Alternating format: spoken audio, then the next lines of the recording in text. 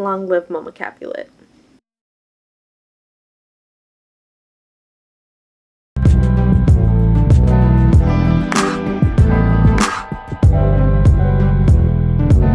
Salutations, friends. My name is Brianna Sukiyama Bond, otherwise known as Nwene Scholar, and welcome to the third time I've recorded this video. Did I forget to turn on my microphone last time? That's not the point. But the point is I want to thank you for coming back to watch the literal video that pretty much made me create No Ordinary Scholar. And you're about to see why. For anyone like myself that was never assigned Romeo and Juliet to read in school, let me break it down for you. So you have the Montagues and the Capulets, who have been in this decades-long blood feud. Romeo Montague and Juliet Capulet fall in love, and after this massive battle that ended in a handful of deaths, Romeo ends up getting exiled. Juliet and some folks made this massive convoluted plan to reunite the two, but thanks to some miscommunication,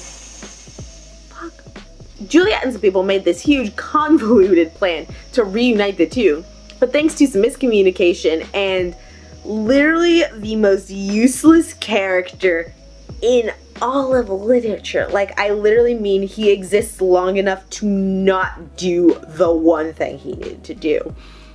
Both kids end up committing suicide. I know what you're thinking. Depression is not my niche. I prefer to think of myself as a mental health fiction writer. In terms of the play, you're probably thinking the same thing most people think, and that's what a couple of impulsive teens. But here is where I ask you to pause and look a little bit deeper. Not to toot my own horn or anything. I'm not gonna say that I probably found something nobody else has seen, but what we have to understand is that the human mind has so many firewalls and fail-safes to protect itself. And so it takes a lot to get through all the hills of depression to even get to a point where you want to die, and then to a point where you're willing to kill yourself. What I want to argue is that Romeo and Juliet are not a couple of impulsive teens, but they are actually two emotionally abused and depressed children. First, let's go over the symptoms that I want to use to analyze them. Depression. Depressed mood, insomnia, loss of energy, feeling guilty, feeling worthless, restlessness, recurring thoughts of death. Emotional child abuse, depression, anxiety, low self-esteem, interpersonal sensitivity, disassociation, and suicidal tendencies. Juliet is the victim of psychological child abuse, or the active behavior of insulting, ridiculing, terrorizing, or threatening a child through words. Now, I don't make accusations on here lightly. Luckily, I don't have to. There is plenty of evidence, especially when her father says, "But fettle your fine joints against Thursday next, to go with Paris to St. Peter's Church, or I will drag thee on a hurdle thither. Thursday is near.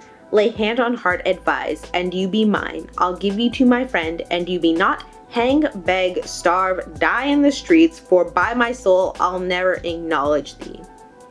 Yeah! And that's literally not even the end of it. Papa Cap went on for 70 lines of dialogue, just insulting and threatening Juliet, all because she essentially repeated something he said earlier in the play, that she was too young to get married. The biggest argument that people have for this point is it was a different time. That was probably normal back then. And to be fair, the fact that Juliet was not terrified and was actually kind of thinking off on some other things at the time shows that it was at least normal in this household. But during the exchange, Juliet's mother and nurse were both protesting. They were both saying, "Oh, you're just too angry right now. You don't need to say these things. You're just too angry right now." So that shows that while it may be normal for this household, it's not appropriate and it's not normal for their world. Hello, Beak. Knowing now the cause of Juliet's depression, we can start to look at the symptoms that she presents. The first of which is going to be disassociation. Okay, so editing Brianna here. I use the term disassociation differently here than I typically would use it. Typically, I would use it as like a mental disassociation, the mind really separating from the body, almost like your mind pretends like you're not the same being as your body. That's what I typically would mean when I'm talking about disassociation, like on Twitter, in books, stuff like that. Here, the site that I had used for my research way back when I made this video really refers to dissociation as physical, if that makes sense, as like disassociating socially and separating yourself socially from other people and from social norms, stuff like that. So I just wanted to make that clarification before we go in there. We see this through the fact that she doesn't really seem to have any friends at all throughout the play. She doesn't talk to anyone really outside of her nurse. No one shows up to hang out with her at the Capulet party. No new characters come to check up on her in like some of the lower moments for her. And it can also be shown that in the fact that she hasn't even really been thinking about marriage, despite the fact that younger than her here in Verona, ladies of esteem are made already mothers.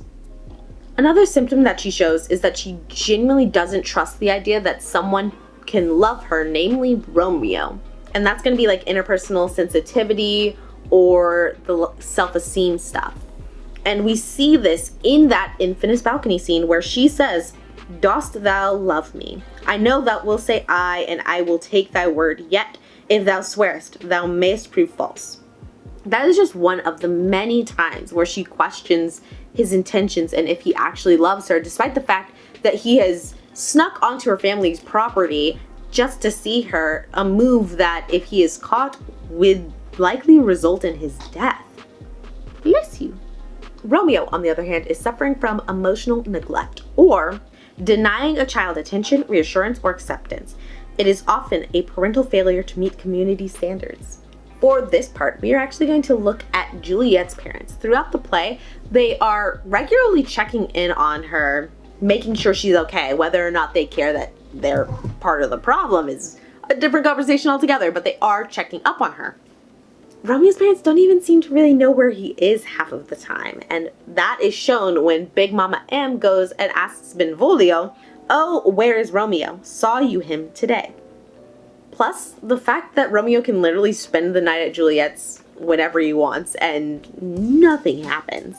While they do seem to genuinely care about Romeo and care about his well-being, it might be one of those like school parenting styles where they want to give him plenty of space, but it just ends up being too much. The symptoms of depression that Benvolio show are covered in that opening scene where you have Ma, Pa, and Benvolio talking. "Many a morning hath he there been seen, with tears augmenting the fresh morning's dew, and private in his chambers pens himself." That is going to be depressive mood, dissociation, and insomnia.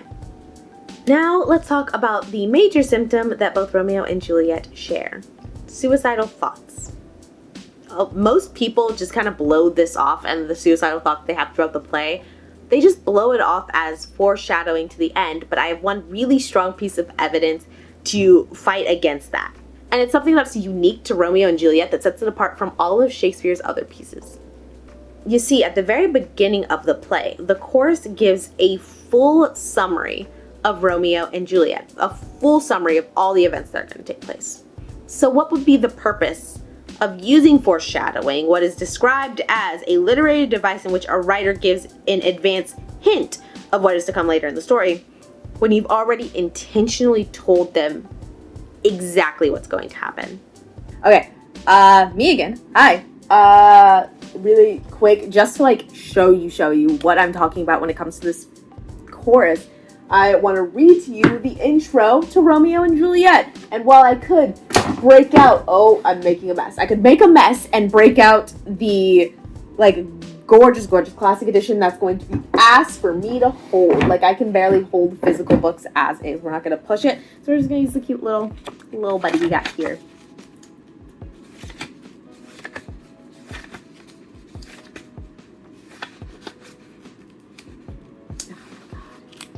There's so much preface. There's this book half preface? This book is half preface. Maybe not half, but it's a lot of preface. Okay. Okay.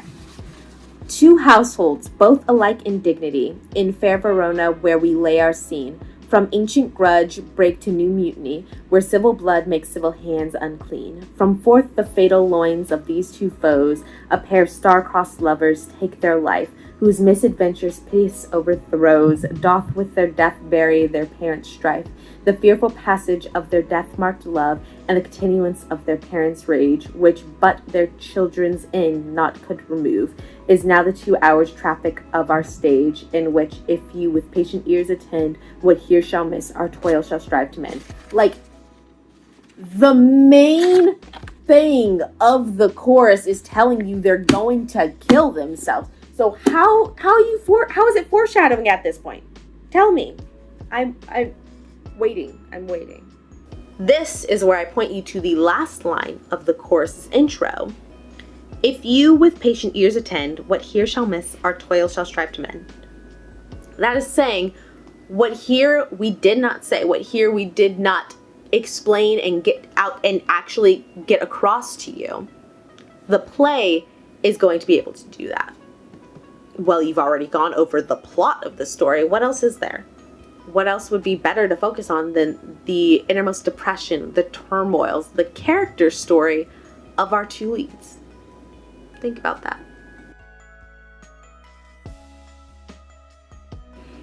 Thank you guys so much for watching. Thank you for bearing with me after I've fried myself already doing this. If you still liked the video and you want to see more from me, subscribe here. Check out the other videos that I have. I'm sure there's going to be more that you'll love. Also, check out my blog channel over there. We have some more fun. You get to see my cats a lot more over there. You want to find some other ways to support me? You're in luck. I write books. This is the Queen of Thieves series, my main series right now. It is available on Amazon.com. Link will be down below. And if you want to find even more ways to support me and you got like $5 burning a hole in your pocket, don't worry, I got you. Check out my Patreon, which is also linked down below. Over there you get a ton of really cool bonuses. You get my videos for both channels early. You get notes that I write for my book streams where I just take notes on the books that I read for those streams. You get those notes. And for the books that I write, you get to be a part of the pre-release premieres, in which I do episodic releases of the entire book on Patreon, as well as giving out some behind-the-scenes stuff, all before it's available to anyone else. If any of that sounds fantastic to you, please check out the links that are down below. But until next time, valedictions, friends.